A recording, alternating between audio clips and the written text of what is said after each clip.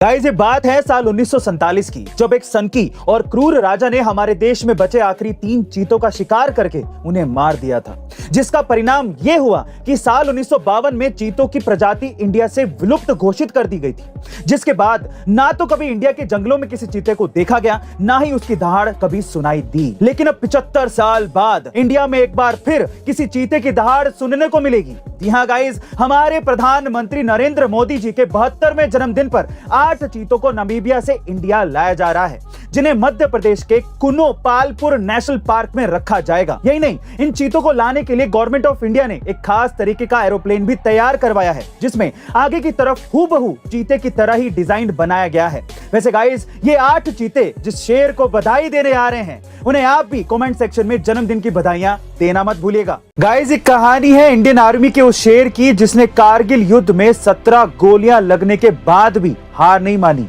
और टाइगर हिल को पाकिस्तान के कब्जे से आजाद करवा दिया।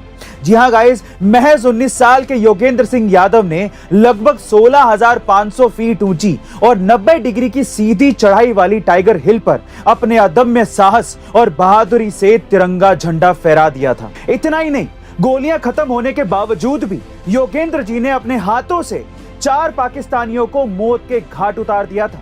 योगेंद्र जी के इस अदम्य साहस के लिए राष्ट्रपति जी ने उन्हें सर्वोच्च सम्मान परमवीर चक्र से सम्मानित किया था।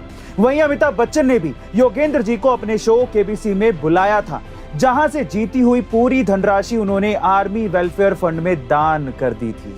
गाइस, योगेंद्र जी के अदम्य साहस के लिए एक हार्ट तो बनता है। आज श्री कृष्ण जन्माष्टमी है, तो चलिए आज श्री कृष्ण के बारे में एक तथ्य जानते हैं। ये तो आपने सभी ने सुना होगा कि श्री कृष्ण भगवान की 16,108 रानियां थी और शायद इसी तर्क पर कई लोग हिंदू धर्म में एक से अधिक शादी को सही ठहराते हैं, लेकिन इसके पीछे की वजह कुछ और ही थी।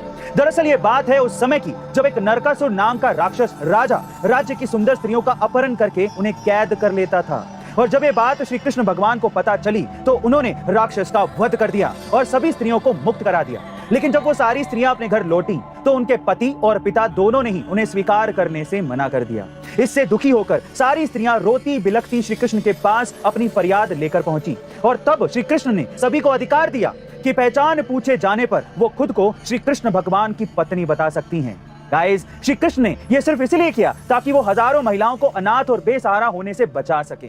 गाइस, क्या आपको पता है कि अब आपको पेटीएम यूज करने के पैसे देने पड़ेंगे? जी हाँ गाइस, आप ठीक सुन रहे हैं। पेटीएम अब तक आपसे बिल्स और ट्रांजैक्शन पर चार्ज नहीं लेता था, लेकिन आगे से आपको इन सब चीजों पे एक्स्ट्रा चार्ज देना पड़ेगा। लेकिन अब सवाल ये उठता है कि पेटीएम आखिर ऐसा क्यों कर रहा है? दरअसल पेटीएम इस तरीके से अपने आप को प्रॉफिटेबल बनाने की कोशिश में है, क्योंकि पेटीएम पर अभी तक 700 करोड़ रुपए का कर्ज है। वहीं पेटीएम अब तक सिर्फ लोन देकर ही पैसा कमाता था, जैसे कि personal loan, credit card loan, merchant loan, जिससे मिलने वाला इंटरेस्ट ही उसकी कमाई थी। और इसमें भी अगर कोई कस्टमर लोन ना चुकाए तो वो घाटा अलग से। बस यही वजह है कि पेटीएम कुछ सर्विसेज पर अब आपसे चार्ज लेगा। वैसे गाइस, अब आप क्या करेंगे? बिना डरे बोलेंगे पेटीएम करो या फिर पेटीएम ऐप ही बदल देंगे? कमेंट सेक्शन में जरूर लिखेगा और ऐसे अमेजिंग वीडियोस के लिए शेयर, सब्सक्राइब और लाइक। मिलते हैं अगली वीडियो में।